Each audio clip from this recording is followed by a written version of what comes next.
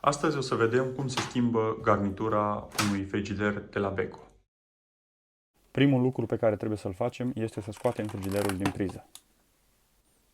Dacă nu te interesează foarte multe detalii, garnitura se scoate foarte ușor, se prinde dintr-un colț și se scoate. Se trage și de jur împrejur, aceasta este destul de ușor. Curățăm puțin ușa înainte de a monta noua garnitură. Apoi montăm garnitura nouă începând din colțuri. Prima dată fixăm colțurile, toate cele 4 colțuri. Fixăm colțurile, după care mergem dinspre colțuri spre centru și o punem înapoi. Dacă vrei mai multe detalii, rămâi în continuare și urmărește video până la capăt, iar la final poți să ne lași părerea ta în comentarii. Avem aici o combină frigorifică, în partea de jos congelator și în partea de sus frigider și urmează să schimbăm garnitura de la ușa de sus, de la frigider. Motivul pentru care vrem să facem asta este că garnitura veche s-a rupt. Putem să vedem că aici are o ruptură și am vrea să eliminăm o suspiciune. Acest frigider face cam mult condens în partea din spate, se umezește peretele din spate și ne gândim că poate garnitura nu etanșează cum trebuie și atunci, trăgând aer cald de afară, peretele se umezește. Pentru a ști dacă garnitura etanșează cum trebuie, putem să o inspectăm vizual sau putem să folosim o bagnotă pe care să o punem între perete și ușă, să o prindă garnitura și aceasta trebuie să rămână pe poziție. Nu trebuie să o pună cine știe ce rezistență, dar aceasta trebuie să rămână pe poziție. Putem să încercăm asta de jur împrejur, dacă avem o suspiciune că aceasta nu stă, dar în principiu putem să vedem că această garnitură etanșează suficient de bine, nu are probleme, cu excepția rupturii de aici. Dacă ești în situația de a schimba această garnitură, trebuie să știi că aceasta este o piesă de schimb și orice piesă de schimb pentru frigidere trebuie comandată după codul produsului. Frigiderul din video este marca Beko, dar modelul se poate vedea deschizând ușa și undeva înăuntru ar trebui să avem o etichetă. Este posibil să fie undeva în partea de jos, așa că vom scoate aceste sertare și trebuie să găsim o etichetă.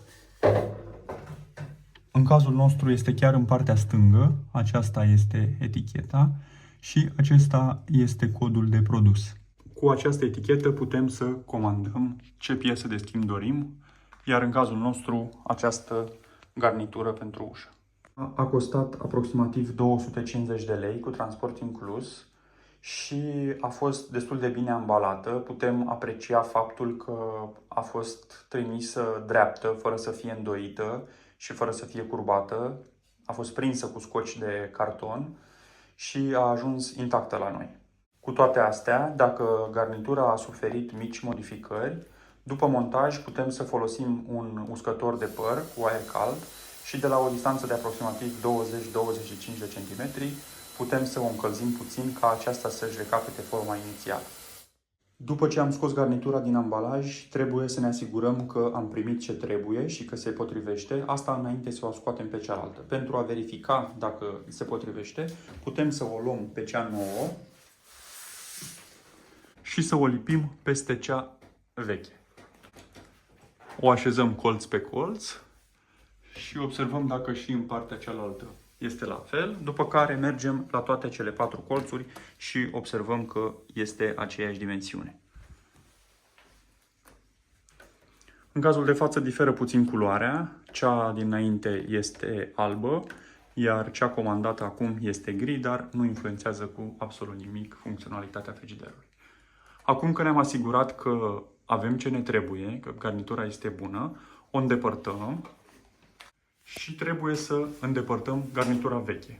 Este foarte simplu de îndepărtat garnitura veche, trebuie pur și simplu să o desfacem de la un colț, o scoatem, putem cu grijă sau nu, după care efectiv o tragem și aceasta iese, putem să folosim o singură mână și aceasta iese destul de ușor. Ca să înțelegem cum este prinsă, practic are un profil în V care odată intrat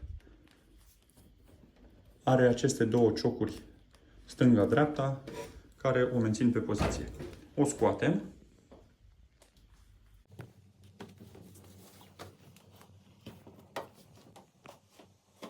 Iar acum, după ce am scos-o, o să luăm, dacă avem la mână un detergent pentru frigider, și curățăm puțin marginea înainte de montaj. Dacă nu, cu o cârpă și cu puțin detergent, ștergem de jur împrejur ușa înainte să facem montajul garniturii noi.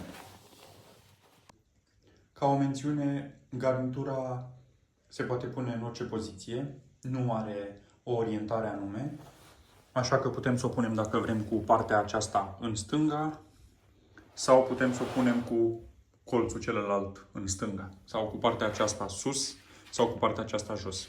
Important este să o așezăm cum trebuie, nu contează orientarea. În acest fel, dacă am fi vrut numai să ascundem această ruptură a garniturii, am fi putut să o întoarcem și să punem partea ruptă aici și să nu se mai vadă la partea de deschidere, la partea de mâner. Pentru că, cel mai probabil, aceasta s-a rupt trăgând de ușă sau băgând mâna între ușă și cheder.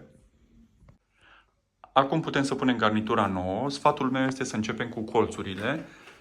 Este destul de ușor de pus. Trebuie să băgăm prima dată colțul și să îl împingem. Apoi băgăm și în partea cealaltă.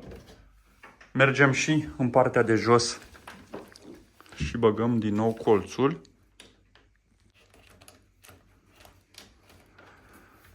Mergem în toate cele 4 colțuri și băgăm puțin garnitura, după care băgăm din aproape în aproape către centru.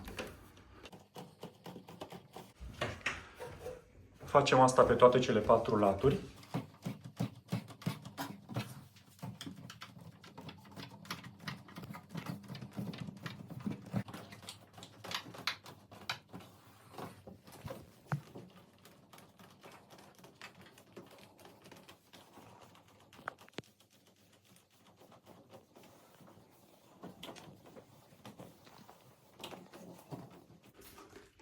După ce am montat-o, putem să o mai ștergem puțin, să eliminăm orice urmă de grăsime pe care am avut-o pe mâini sau orice urmă de praf.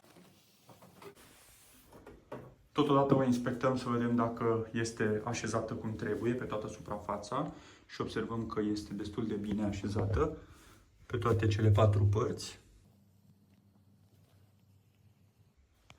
Și acum putem să închidem ușa.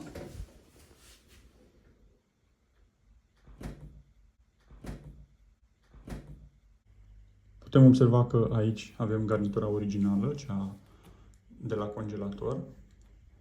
Și aici este garnitura pe care am pus-o acum. Nu este nicio diferență între ele. Singura diferență este de culoare.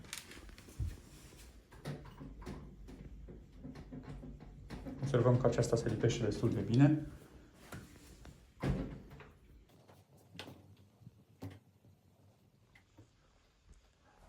Acum proiectul de astăzi s-a încheiat. Sperăm că a fost interesant sau folositor.